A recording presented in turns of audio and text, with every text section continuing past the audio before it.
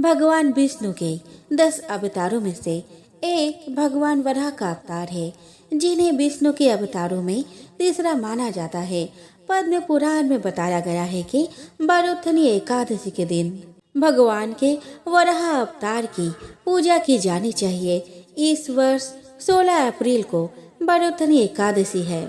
इसे बारुथनी ग्यारस भी कहा जाता है।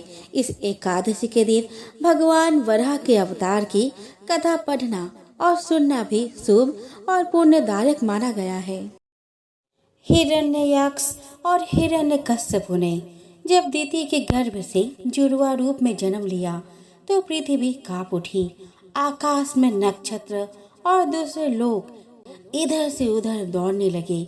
समुद्र में बड़ी बड़ी लहरें पैदा हो उठी और प्रलयकारी हवा चलने लगी। ऐसा ज्ञात हुआ मानो प्रलय आ गई हो।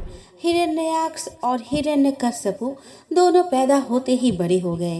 दैत्यों के बालक पैदा होते ही बड़े हो जाते हैं और अपने अत्याचारों से धरती को कपाने लगते हैं। यद्यपि हिरण्ययक्ष और हिरण्यकश्यप दोनों बलवान थे, किंतु फिर भी उन्हें संतोष नहीं था। वे संसार में अजयता और अमरता प्राप्त करना चाहते थे। हिरण्ययक्ष और हिरण्यकश्यप दोनों ने ब्रह्मा जी को प्रसन्न करने के लिए बहुत बड़ा तप किया। उनके तप से ब्रह्मा जी प्रसन्न हुए। उन्होंने प्रकट होकर कहा कि तुम्हारे तप से मैं बहुत प्रसन्न हूँ, वर मांगो, क्या चाहते हो। तो हिरण्ययक्ष और हिरण्यकश्यप ने उत्तर दिया, प्रभु हमें ऐसा वर दीजिए जिससे ना कोई युद्ध में हमें पराजित कर सके और ना कोई मार सके। ब्रह्मा जी तथास्तु कहकर अपने लोक में चले गए। ब्रह्मा जी से अजयता और अमरता का वरदान पाकर हिरण्ययक्ष उदंड और स्वेच्छाचारी बन गया। वो तीनों लोकों में अपने को सर्वश्रेष्ठ मानने लगा। दूसरों की तो बात ही क्या, वह स्वयं विष्णु भगवान को भी अपने समक्ष तुच्छ मानने लगा। हिरण्ययक्ष ने गर्वित होकर तीनों लोकों को जीतने का विचार किया। वह हाथ में गदा लेकर इंद्रलोक में जा पहुंचा। देवताओं को जब उसके पहुंचने की खबर मिली तो वे भयभीत होकर इंद्रलोक से भाग गए। देखते ही देखते समस्त इंद्रलोक पर हिरण्ययक्ष का अधिकार स्थापित हो गया। जब इंद्रलोक में युद्ध करने के लिए कोई नहीं मिला तो हिरण्ययक्ष वरुण की राजधानी विभावरी नगरी में जा पहुंचा। उसने वरुण के समक्ष उपस्थित होकर कहा, वरुण देव, आपने दैत्यों को पराजित करके राजसूय यज्ञ किया था।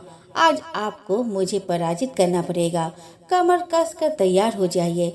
मेरी युद्ध पिपासा को शांत कीजिए। हिरण्ययक्ष का कथन सुनकर वरुण के मन में रोष तो उत्पन्न हुआ, किंतु उन्होंने भीतर ही भीतर उसे दबा लिया। वे बड़े शांत भाव से बोले, तुम महान योद्धा और शूरवीर हो।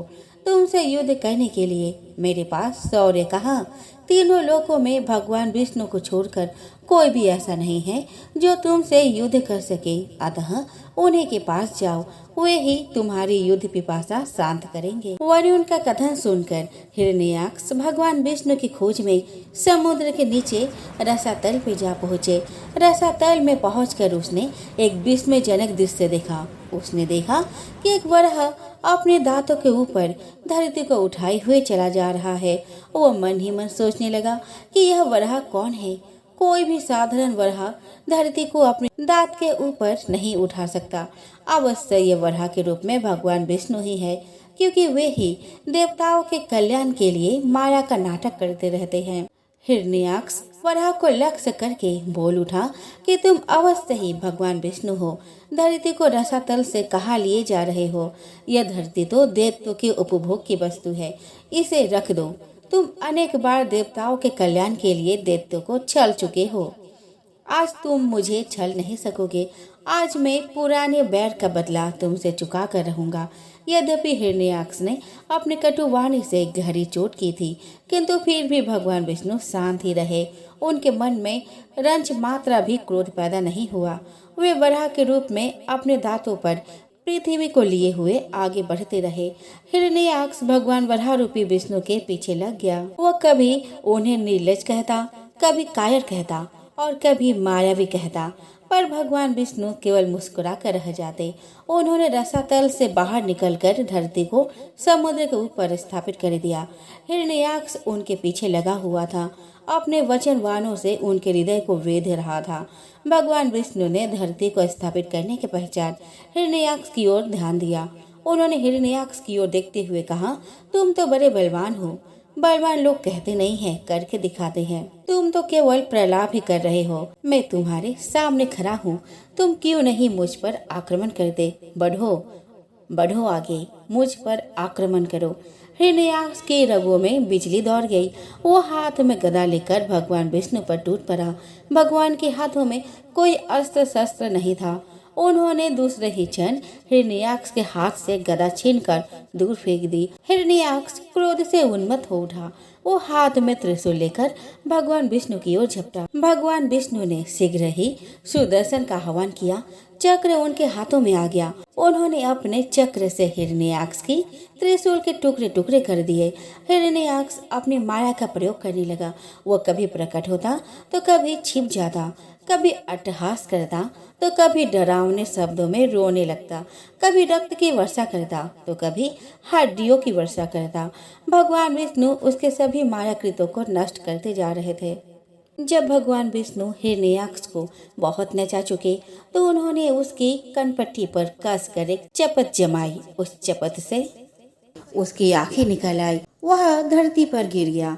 भगवान विष्णु के हाथों मारे जाने के कारण हिरण्याक्ष बैकुंठ लोक में चला गया। वह फिर भगवान के द्वार का प्रहरी बनकर आनंद से जीवन व्यतीत करने लगा। भगवान विष्णु से प्रेम करना भी अच्छा है और बैर करना भी अच्छा है। जो प्रेम करता है वह भी विष्णु लोक में जाता है और जो बैर करता है वह उनसे दंड पाकर विष्णु लोक में जाता है। प्रेम और बैर भगवान की दृष्टि में दोनों बराबर है। इसीलिए तो कहा जाता है कि भगवान सब प्रकार के भेदों से परे है, बहुत परे।